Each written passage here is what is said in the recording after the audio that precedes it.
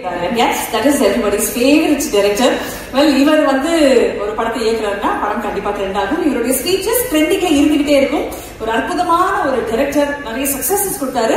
வெற்றிமாறன் சாரோட இயக்கத்துல நடிகராவும் ஒரு வடிவம் எடுத்திருக்காரு. டியரஸ்ட் நெல்சன் சார், இந்த மேடையில please everyone put your hands together for Nelson sir. எல்லாருக்கும் வணக்கம்.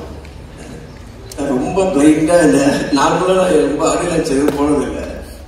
என்ன பேசுறதே ஐடியா இல்லை, அப்படியே ரேண்டமா பேசுறதா தப்பா இருந்தா மனுஷன். ஃபர்ஸ்ட் இந்த ஆடியோ லான்ச் வந்து முக்கிய காரணம்னா, சார் வந்து இந்த வெற்றி சார் வந்து ஒரு 6 மாசத்துக்கு முன்னாடியே சொல்லிட்டாரு, நீங்க வந்து என் சம்பந்தமா எதுவும் வர வேண்டாம், பட் ஒரே ஒரு படம் இருக்கு, அந்த படத்தோட ஆடியோ லான்ச் போட்டு கண்டிப்பா வரணும்னு சொல்லி. மாஸ்க் எதுனா அந்த மாஸ்கோட ஐடியா அப்போ பேசும்போது சொன்னாரு, இந்த படத்துல இருக்கிற ஐடியாலாம் அப்படியே பேக் டு பேக் கவினும் சொல்லியிருக்காங்க. கதையை கேட்கும்போது ரொம்ப குதர்க்கமாவே இருக்கு. இது அவருக்கும் இதுக்கு என்ன சம்பந்தம் இருக்குன்றதே தெரியல. சார் நீங்க எப்படி இந்த படம், அதனாலதான் உங்களை கூப்பிட்டாங்க சொன்னாரு. அதோட இந்த மாதிரிலாம் ரொம்ப விபரீதமா யோசிச்சது யாரு அப்படின்னா, விக்ரன் சொல்லிட்டு ஒரு டைரக்டர். அப்பதான் சொன்னா, கவின் தான் சொன்னான், ஆனா ஆளே கொஞ்சம் ஒரு மாதிரி தானே இருக்காங்க அப்படின்னு சொல்லி. இதை யோசிச்சதோட மூஞ்ச பார்க்கணும்னு எனக்கு ரொம்ப நாள் ஆசை. அதுக்கப்புறம் ஒரு நாள் வெற்றி சார் ஆஃபீஸ் போகும்போது தான் பார்த்தேன்.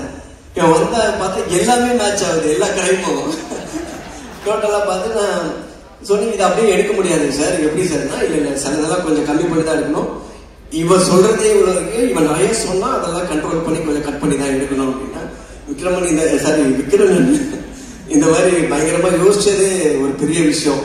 அதை சொல்லி இவ்வளவு பெரிய டைரக்டர் ஏமாந்தது அது ஒரு பெரிய, அதுதான் நான் எதிர்பார்க்கல. பட் ஆனா அது அப்படி இப்படி இப்போ கொஞ்சம் நடுவில் எல்லாருக்குமான படமா மாத்திருப்பாங்கன்னு நினைக்கிறேன்ல. உனக்கு அது ஒரு கஷ்டம் இருக்குல்ல. ஓகே, அப்புறம் நிறைய இந்த படத்தை பத்தி நானும் கவினும் டிஸ்கஸ் பண்ணுவோம். அப்பப்ப சொல்லுவான் படத்தை பத்தி. சொல்லும் போது எல்லாமே வந்து நான் அவன்கிட்ட சொன்னது ஒண்ணுதான், எனக்கு இந்த படத்தை சம்பந்தமா நான் கேட்டது பார்த்தது எல்லாமே வந்து ரொம்ப ஃப்ரெஷ்ஷா இருந்தது, ரொம்ப புதுசா இருந்தது. எதுவுமே ரெகுலரா இந்த ஃபார்மேட் அந்த மாதிரி இல்லை, ரொம்ப ஆஃப் பீட்டான ஒரு ஃபிலிம். பட் அந்த படத்துல வந்து ஒரு நிறைய அந்த ஒரு டார்க் காமெடிக்கான ஸ்பேஸ் இருக்கு. பிளஸ் அதை ரொம்ப நல்லாவும் எக்ஸிக்யூட்டும் பண்ணியிருக்காங்க. அது சில சீன்ஸ் எல்லாம் பார்க்கும்போது ரொம்ப நல்லா இருக்கு, எதுக்கு நம்ம இந்த மாதிரி எல்லாம் நமக்கு தோணல அப்படின்னு இருக்கு. பட் அப்புறம் யோசிச்சு பார்த்தா தோணாம இருக்கிறது சம்டைம்ஸ் நல்லா தான் இருக்கு. ரொம்ப ஒயில்டா யோசிச்சிருக்கான், பட் அதை எக்ஸிக்யூட் பண்ணி பார்க்கும்போது ரொம்ப கன்வின்சிங்கா இருந்தது. அதனால வந்து எப்படி எனக்கு நான் கொஞ்சம் பிட்ஸ் அண்ட் பீசஸ் பார்த்துருக்கேன், பார்க்கும்போது எனக்கு ரொம்ப பிடிச்சது. ஸோ உங்க எல்லாருக்கும் பிடிக்கும்னு நினைக்கிறேன். இன்னொரு விஷயம் என்னன்னா, ஃபர்ஸ்ட் டைம் வந்து வெற்றி சார் ஒரு படம் ப்ரொடியூஸ் பண்ணி கொஞ்சம் என்ன சொல்றது, எப்படி சொல்றதுன்னு தெரியல சார். எனக்கு ஏதாவது சொல்லி அது வேற மாதிரி ஆயிடும். இல்லை கொஞ்சம் ரொம்ப ஒரு என்டர்டைன்மெண்ட் ஜோன் நார்மலா ஒரு ப்ரொடியூஸ் பண்ணாருன்னா அதுக்குள்ள வந்து சோஷியலி கன்சர்ன்ட் ஃபிலிம்ஸ் தான் நிறைய இருக்கும், அது அந்த மாதிரி இருக்கும். இந்த படத்துலயும் அது இருக்கும்னு நினைக்கிறேன். பட் ஆனா அதோட கொஞ்சம் ரொம்ப நிறைய என்டர்டைன்மெண்ட் ஜாஸ்தியா இருந்தது இந்த படம். ஒருவேளை அதை கூப்பிட்டுட்டு இதை பத்தி என்ன நினைக்கிறீங்க அப்படின்னு சொல்லி கேட்பாரு. எனக்கு இது எல்லாமே கரெக்டா இருக்கு சார், பட் இது கவினோட ஹீரோ கேரக்டரைசேஷன் கூட ரொம்ப கிரேவா இருக்கிற மாதிரி இருந்ததுன்னா அதெல்லாம் இவர் தான் அந்த கருப்பெல்லாம் கொஞ்சம் சரி பண்ணியிருக்காரு நினைக்கிறேன். அந்த கிரேலாம் ஆக்சுவலா அவன் பேச்சை கேட்டிருந்தா டோட்டலாவே வந்து விக்ரன் வந்து கவினை எப்படின்னா, கவினோட ஹேட்டரா இருந்து படம் ஒரு கதை படம் எப்படி பண்ண முடியுமோ அந்த மாதிரி இருந்தது. ஏய் இவன் யாரும் நல்லா விசாரிச்சுக்கோ, உனக்கு முன்னாடி வேண்டாதவங்க யாராவது இருக்காங்கன்னு சொல்லி. அதுக்கப்புறம் நான் அதே கதையை 3rd டைம் கேட்கும் போது சார் வந்து அந்த இதெல்லாம் கட் பண்ணி பக்காவா பண்ணியிருந்தாரு. ஸோ என்னன்னா, அவங்க ஏதோ ஒரு இன்டர்வியூல பார்த்தேன், ஆண்ட்ரியா மேடம் சொல்லியிருந்தாங்க, எல்லாருக்குள்ளேயுமே ஒரு பிளாக் இருக்கும், எல்லாருமே கெட்டவங்க தானே அவங்க சொன்னதா சொன்னாங்க. அவன் எல்லாரும் டெய்லி நேச்சு கண்ணாடி நிறைய பார்ப்பான் போல.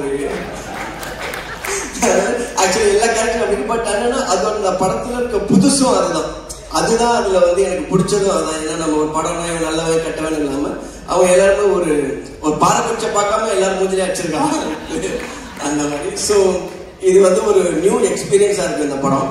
ஸோ அப்கோர்ஸ் வந்து ஜிவி இருக்கும்போது அவரோட மியூசிக் பிளஸ் ஆர்டி சார் இருக்காரு.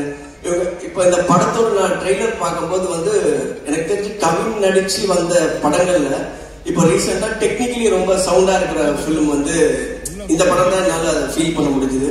அப்புறம் கவினோட லுக் அண்ட் எவ்ரிதிங்கும் ரொம்ப சாலிடா இருக்கு. இன்னொரு விஷயம் கவின் பத்தி சொல்லணும்னா, ஒரு படம் வந்து ரொம்ப கமர்ஷியலா இது ஓடுமா ஓடாதான்றதை தாண்டி இதுல புதுசா என்ன இருக்கு, நம்ம என்ன பண்ண முடியும், கொஞ்சம் எக்ஸ்பெரிமெண்டலா இருந்தாலுமே அதை தைரியமா நம்பி உள்ள போறது, அடி வாங்கினாலும் வாங்குறது, சட்ட முதுகுல எனக்கு வகுத்து பார்த்தா நிறைய காயா இருக்கும்னு நினைக்கிறேன். அந்த வரைக்கும் மருந்து போட்டு நமக்கும் அப்படியே கையாறிடும் அந்த மாதிரி. பட் ஆனா என்னன்னா இது இன்னைக்கு கொஞ்சம் ஒரு மேல கீழே போயிட்டு வந்தாலும் நான் என்ன நினைக்கிறேன், கொஞ்சம் லாங் ஸ்டாண்டிங்கா பார்க்கும்போது இந்த எக்ஸ்பீரியன்ஸ் எல்லாம் போக மேபி ஆஃப்டர் ஒரு 5-10 இயர்ஸ் வந்து ரொம்ப ஒரு சாலிடான பொசிஷன் வந்து சினிமால இருக்கும்னு நினைக்கிறேன். ஏன்னா ஃபிலிம் பை ஃபிலிம் வந்து அவனோட ஆக்டிங்கா இருக்கட்டும், பிளஸ் அந்த ஒரு ஒரு கதைக்குள்ள இருக்கிற ஒரு கிராஃப்டுக்குள்ள இருக்கிற மெச்சூரிட்டி வந்து கொஞ்சம் கொஞ்சமா டெவலப் ஆகிட்டே இருக்கு.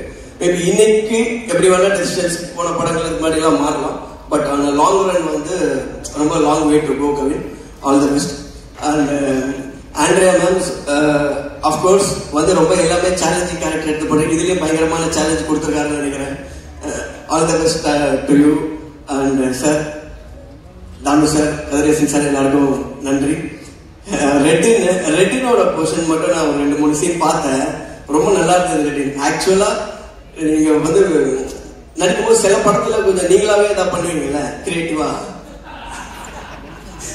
அது மாதிரி பண்ணி அப்பப்போ வந்து சம்டைம்ஸ் வந்து கேட்பியோ ஏன் இப்படி பண்ற நீ? இல்ல எனக்கு அந்த டைம்ல அந்த மாதிரி இருக்கும். பட் இந்த படத்துல பார்க்கும்போது ரொம்ப கண்ட்ரோல்டா, ரொம்ப கண்ட்ரோல் பண்ணி ரொம்ப நல்லா நடிக்க வச்சிருந்தாங்க. அந்த சீனை வந்து நான் எத்தனை வாட்டி பார்க்கும்போது எனக்கு அதே மாதிரி சிரிப்பு வந்துட்டே இருக்கு.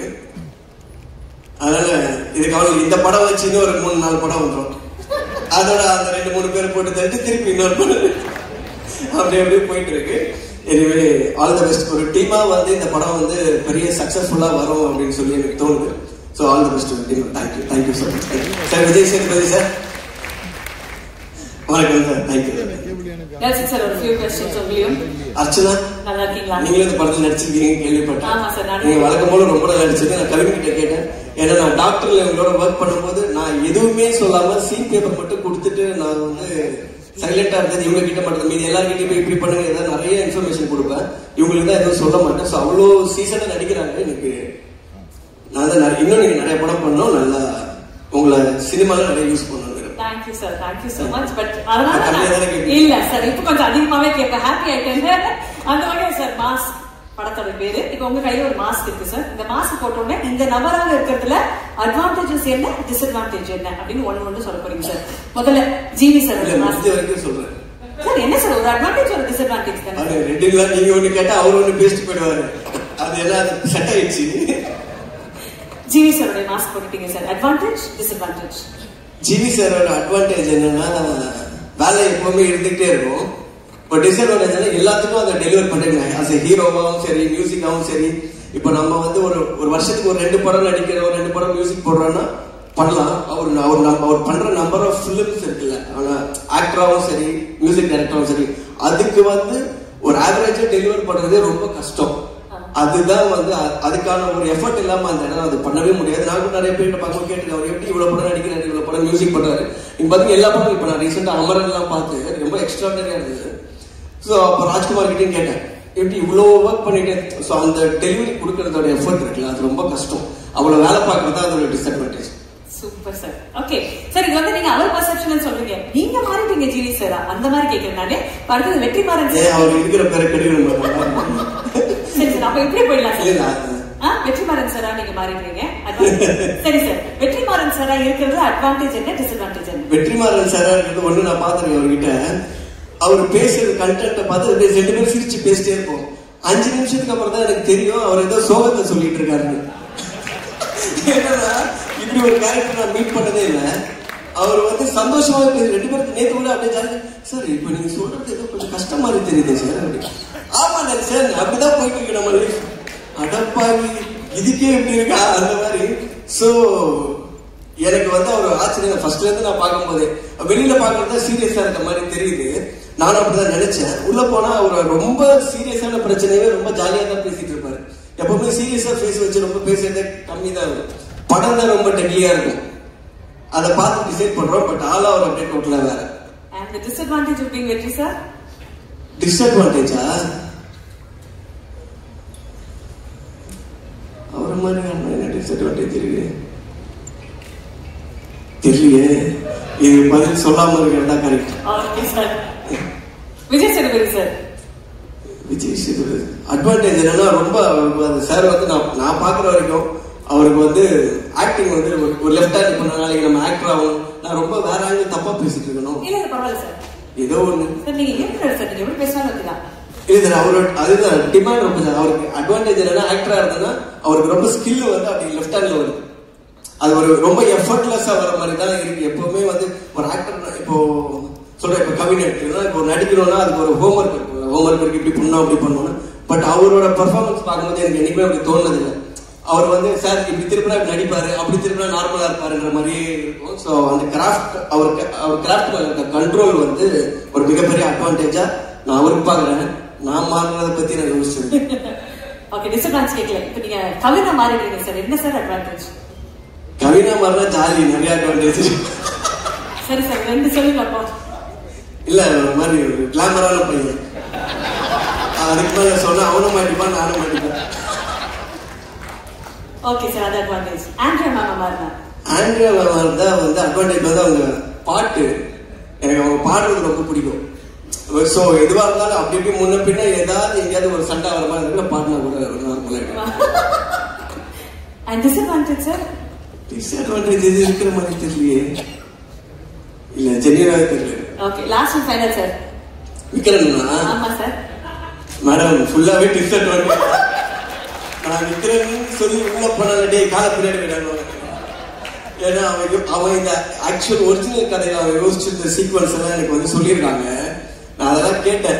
இதை கேட்டு தர்மடி வாங்க போறது கவினா, வெற்றி சாரா, இவன் கன்ஃபார்மா அவன் ஓடிடுவான். ஃபர்ஸ்ட் அவன் அந்த அடிக்க வரும்போது கிரௌடோட தெரிஞ்சாயிடும். அதுக்கான எல்லா பாடி லாங்குவேஜ் இருக்கு. ஸோ அதை யோசிச்சு அதை உஷா வெற்றி சார் வந்து அதை எல்லாத்தையும் கரெக்ட் பண்ணி இது பண்ணிட்டாரு. தம்பி இதெல்லாம் எடுத்தா யாருமே இருக்க முடியாது சொல்லி சார் அதை கண்ட்ரோல் பண்ணிருக்காரு. Super sir. Thank you so much, Nelson. Thank you. Actually, honored to have you with us.